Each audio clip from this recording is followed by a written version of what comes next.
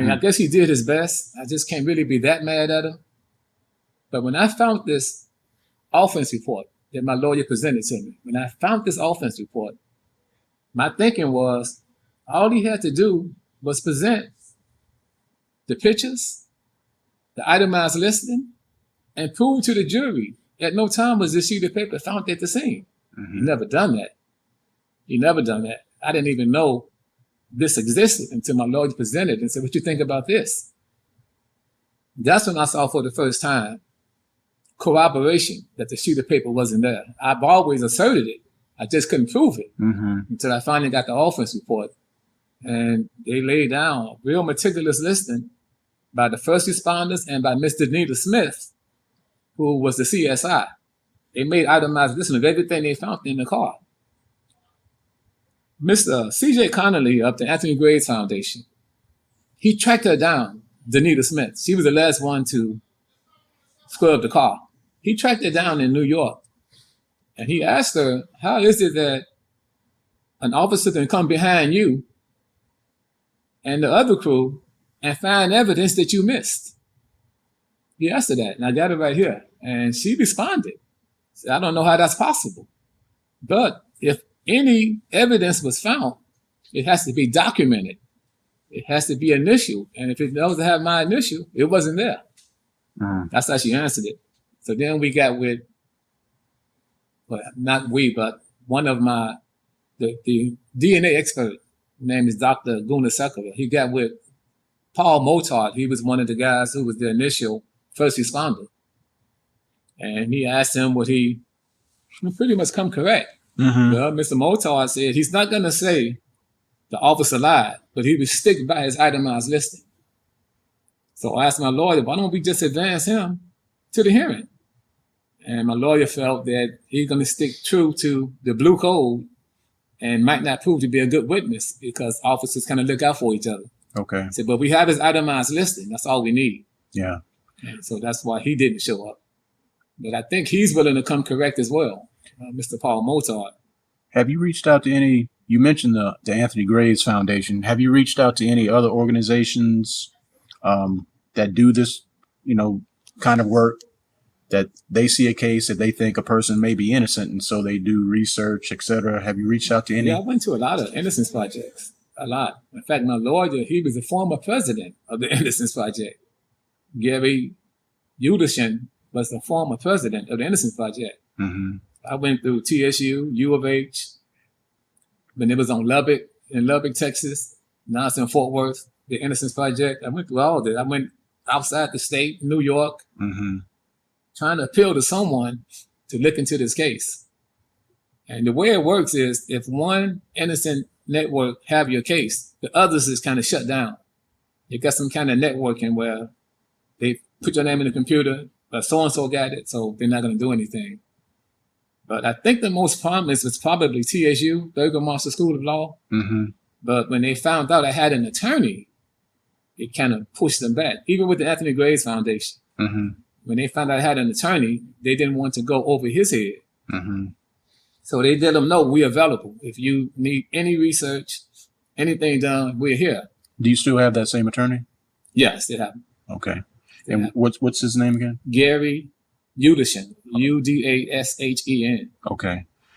How are your spirits today and just in general, mentally, emotionally? Well, I tell you, I couldn't have done this, of course, with God's help, but without the family support, my family has been just 1,000% behind me, encouraging me, praying for me, keeping me going.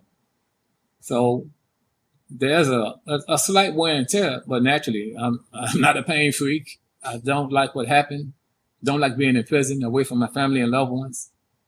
And I guess I was doing really well dealing with this until my mom's passed. And my mom's passed, we'd have always played and joked about when I get out, I'm going to embrace her, I'm going to take her out, blah, blah, blah. And then she passed away. That kind of magnified that I'm really restrained on my liberty. I can't even pay my last respects to my mom's. When did she pass away? October of 2020. Yeah, so that just kind of took all the fight out of me. I think my spirits are great. I do want to admit, if you study psychology, they got a thing called dissociative disorder.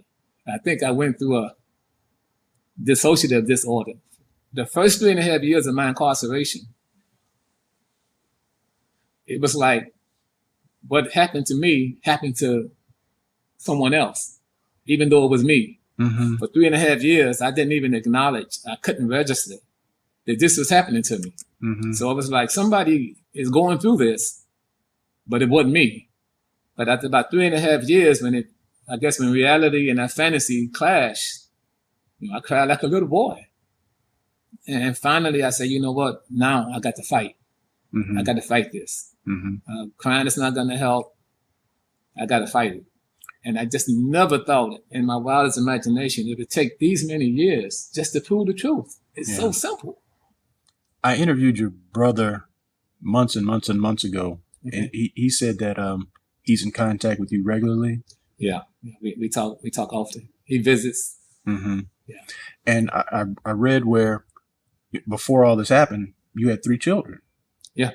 Have you been able to maintain that relationship, and how is that? Yeah, well, there was a gap at first, Mm-hmm. and thanks to the phones and the communication, so things are great with my kids. They were real young, of course, when this happened. My son was just 1 week old. 1 week. 1 week. 1 week old when all this happened. So again, every year, my thinking is, okay, they're gonna overturn this case. There's no way they're gonna let this thing linger. And this has been my thought every year, even now. Mm-hmm. And hopefully the Court of Criminal Appeals will do the honorable thing and bring out truth and law and facts and establish a wrongful conviction. What keeps you hopeful?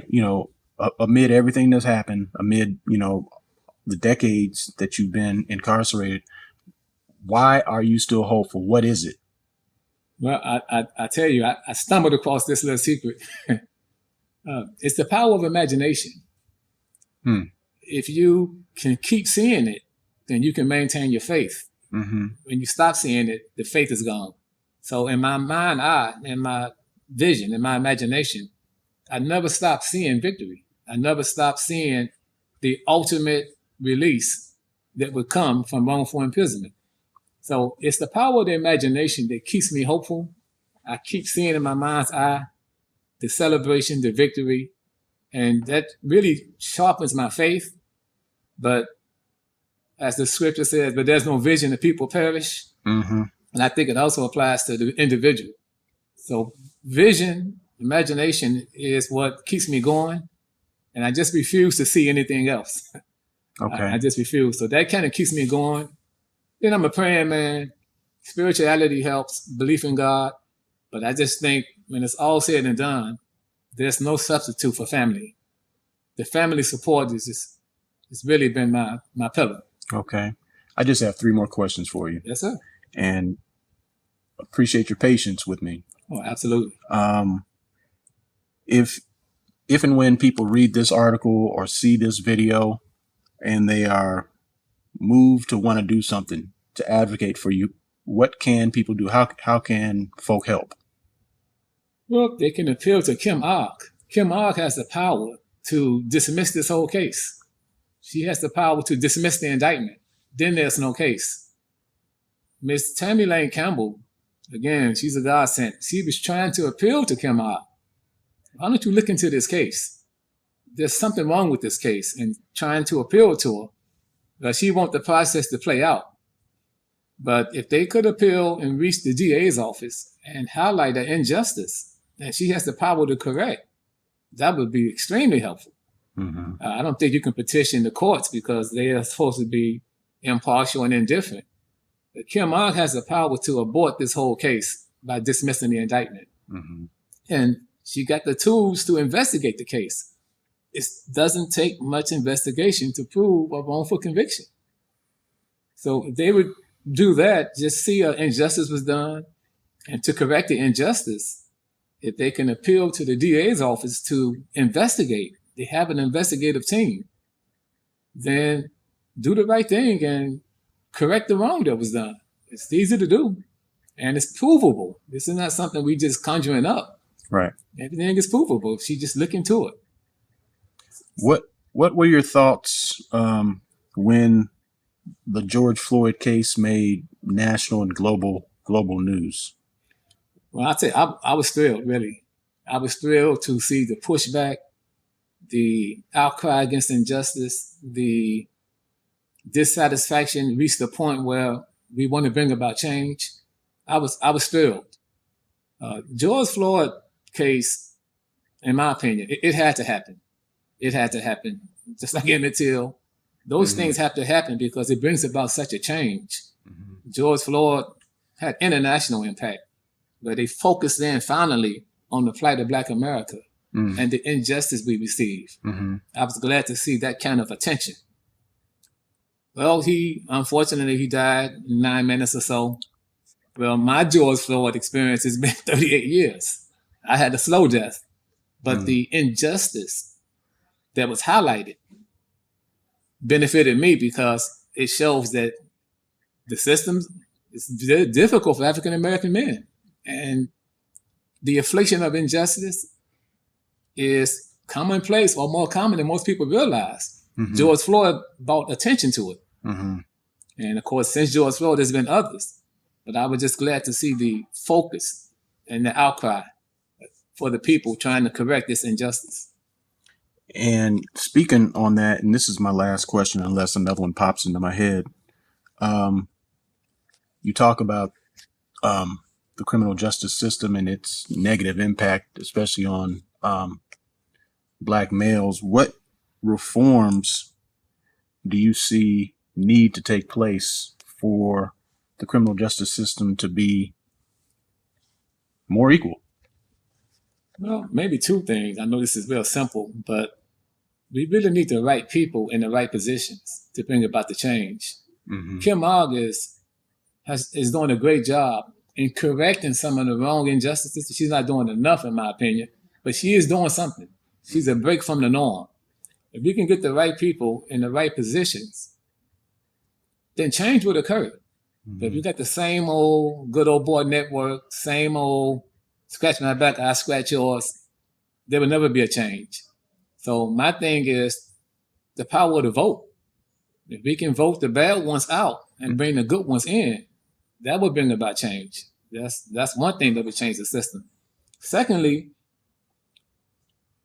it's just my position, some kind of way, I think if they can just hold people liable, people who are in a position who is doing all this wrong, they can just hold them liable, but they fear that there will be consequences.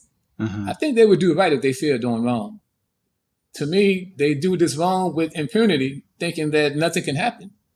Like in my case, the DA ought to know that I'm not going to lay down on how you illegally use my own sheet of paper. But he didn't fear consequences back in the 80s because the good old boy system was so strong back then. And the police who lied, they didn't fear any consequences. If they feared consequences, they wouldn't do what they're doing. So I just think that there should be some checks and balances, some kind of way to